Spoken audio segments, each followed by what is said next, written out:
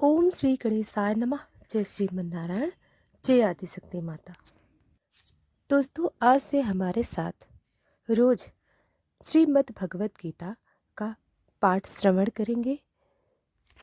श्रीमद् भगवत गीता पढ़ने और सुनने से कई तरह के फायदे होते हैं। यह हिंदू धर्म में एक पवित्र ग्रंथ है। श्रीमद् भागवत गीता पढ़ने से होने वाले फायदे: मन शांत रहता है, नकारात्मक ऊर्जा दूर होती है, आत्मविश्वास बढ़ता है, जीवन की परेशानियां दूर होती हैं, सकारात्मक ऊर्जा का विकास होता है, जीवन के प्रति समझ और सूझबूझ आती है, काम क्रोध लोभ मोह दूर होता है, मन नियंत्रण में रहता है, सच और झूठ का ज्ञान होता है, साहसी और निडर बनने में मदद मिलती है। श्रीमद् भगवत गीता के बारे में कुछ और बातें।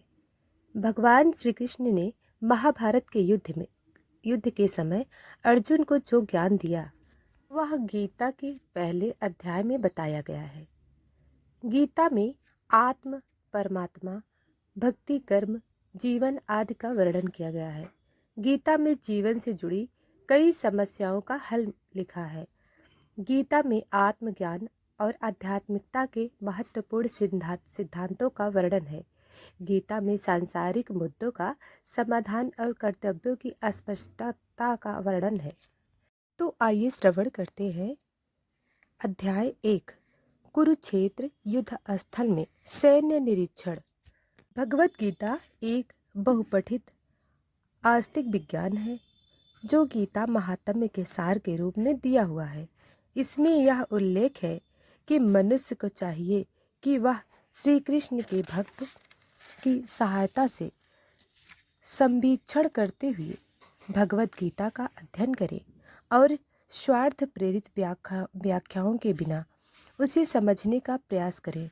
अर्जुन ने जिस प्रकार से साक्षात भगवान श्री कृष्ण से गीता सुनी और उसका उपदेश ग्रहण किया, इस प्रकार की अस्पष्ट अनुभूति का उदाहरण भगवत गीता में ही है।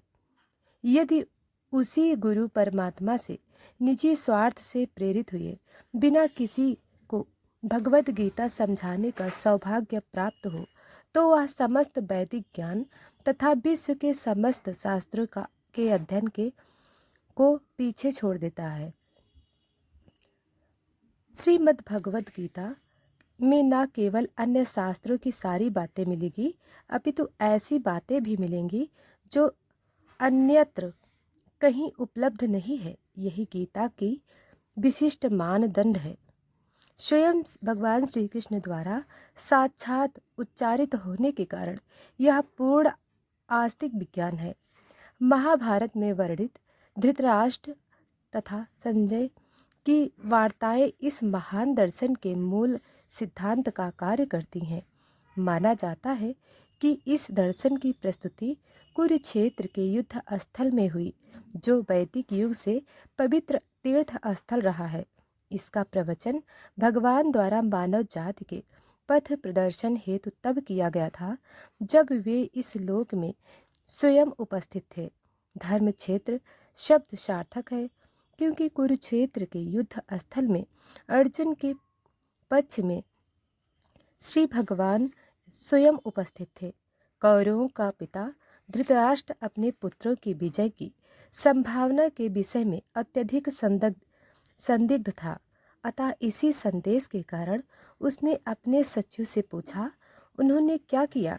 वह आश्वस्त था कि उसके पुत्र तथा उसके छोटे भाई पांडु के पुत्र कुरुक्षेत्र की युद्ध भूमि में निर्णयात्मक संग्राम के लिए एकत्र हुए हैं। फिर भी उसकी जिज्ञासा सार्थक है। वह नहीं चाहता था कि भाइयों में कोई समझौता हो, अतः वह युद्ध भूमि में अपने पुत्रों की नियति भाग्य भावी के विषय में आश्वस्त होना चाह रहा था, क्योंकि इस युद्ध को कुरुक्षेत्र में लड़ा जाना था, जिसका उल्लेख वेदों में स्वर्ग के निवासियों के लिए भी तीर्थ स्थल के रूप में हुआ है। अतः धृतराष्ट्र अत्यंत भयभीत था कि इस पवित्र स्थल का युद्ध के परिणाम पर न जाने कैसा प्रभाव पड़े। उसे भली भांति ज्ञात था कि इसका प्रभाव अर्जुन तथा पांडु के अन्य पुत्रों पर अत्यंत अनुकूल पड़ेगा, क्योंकि स्वभाव से वे सभी पुण्यात्मा थे। संजय श्री व्यास का शिष्य था, अतः उनकी कृपा से संजय धृतराष्ट्र के कक्ष में बैठे बैठे कुरुक्षेत्र के युद्ध स्थल का दर्शन कर सकता था। इसलिए धृतराष्ट्र ने उससे युद्ध स्थल की स्थिति के विषय में पूछा। पांडव तथा धृतराष्ट्र के पुत्र दोनों ही एक वंश के से संबंधित हैं, किंतु यहाँ पर धृतराष्ट्र के वाक्य से उसके मनोभाव प्रकट होते हैं। उसने जानबूझकर अपने पुत्रों को कुरु कहा और पांडव के पुत्रों को वंश के उत्तराधिकारी से विलग कर दिया। इस तरह पांडव पुत्रों अर्थात अपने भतीजों के साथ धृतराष्ट्र की विशिष्ट मना स्थिति समझी जा सकती है। जिस प्रकार धान के खेत से अवांछित पौधों को उखाड़ दिया जाता है, उसी प्रकार इस कथा के आरंभ से ही ऐसी आशा की जाती है कि जहाँ धर्म के पिता श्री कृष्ण उपस्थित हों, वहाँ कुरुक्षेत्र रूपी खेत में दुर्योधन आदि धृतराष्ट्र के पुत्र रूपी अवांछित पौधों को समूल नष्ट करके युधिष्ठिर आदि नितांत धार्मिक पुरुषों की स्थापना की जाएगी। यहाँ धर्म क्षेत्र तथा कुरुक्षेत्र शब्दों की उनकी ऐतिहासिक तथा वैदिक महत्ता के अतिरिक्त यही सार्थकता है। संजय ने कहा, हे राजन, पांडुपुत्र द्वारा सेना की व्यूहरचना देखकर राजा दुर्योधन अपने गुरु के पास गया और उसने ये शब्द कहे। तात्पर्य, धृतराष्ट्र जन्म से अंधा था। दुर्भाग्यवश वह आध्यात्मिक दृष्टि से वंचित था।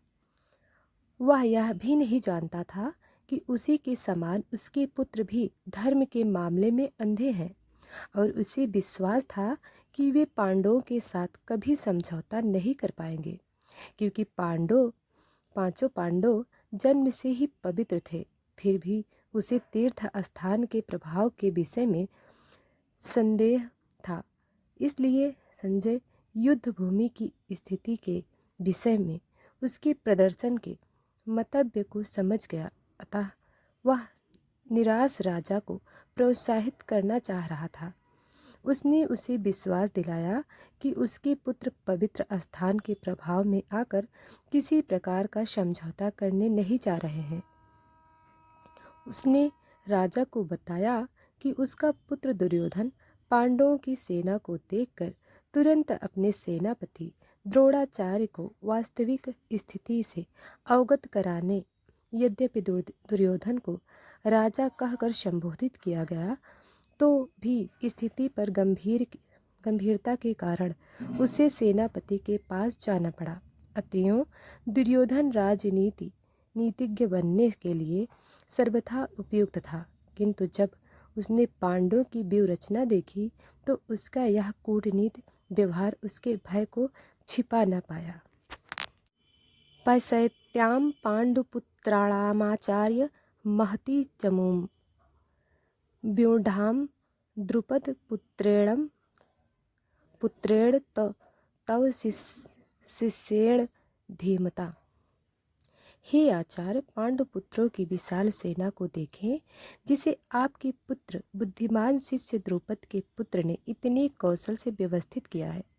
तात्पर्य, परम राजनीतिज्ञ दुर्योधन महान ब्राह्मण सेनापति द्रोणाचार्य के दोषों को इंगित करना चाहता था। अर्जुन की पत्नी द्रौपदी के पिता राजा द्रुपद के साथ द्रोणाचार्य का कुछ राजनीतिक झगड़ा था।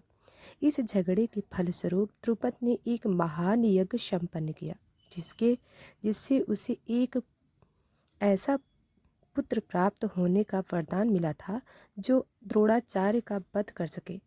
द्रोणाचार्य इसे भली भांति जानता था, किंतु जब द्रुपद का पुत्र धृष्टद्युम्न युद्ध शिक्षा के लिए उसको सौंपा गया, तो द्रोणाचार्य को उसे अपने सारे सैनिक रहस्य प्रदान करने में कोई झिझक नहीं हुई। अब धृष्टद्युम्न कुरुक्षेत्र की युद्ध भूमि में पांडवों का पक्ष ले रहा था और उसने द्रोणाचार्य से जो कला सीखी थी उसी के आधार पर उसने यह व्यूह रचना की थी। दुर्योधन ने द्रोणाचार्य की इस दुर्बलता की ओर इंगित किया जिससे वह युद्ध से सजग रहे और समझौता न करे। इसके द्वारा वह द्रोणाचार्य को यह भी बताना चाह रहा था कि कहीं वह अपने प्रिय शिष्य पांडवों के प्रति युद्ध में उदारता न दिखा बैठे। विशेष रूप से अर्जुन उसका अत्यंत प्रिय एवं तेजस्वी शिष्य था। दुर्योधन ने यह भी चेतावनी दी कि युद्ध में इसी प्रकार की उदारता से हार हो सकती है। यद्यपि युद्ध कला में द्रोणाचार्य की महान शक्ति के समक्ष धृष्टद्युम्न महत्वपूर्ण बाधक नहीं था, किंतु ऐसे अनेक योद्धा थे जिनके भय था दुर्योधन उन्हें विजय पथ में अत्यंत बाधक बताता है, क्योंकि इनमें से प्रत्येक योद्धा भीम और अर्जुन के समान दुर्जेय था। उसे भीम तथा अर्जुन के बल का ज्ञान था, इसलिए वह अन्य की तुलना इन दोनों से करता था। दोस्तों, आगे की कथा हम कल सुनाएंगे। अभी तक वीडियो को लाइक सब्सक्राइब नहीं किया है तो अभी कर लें। धन्यवाद।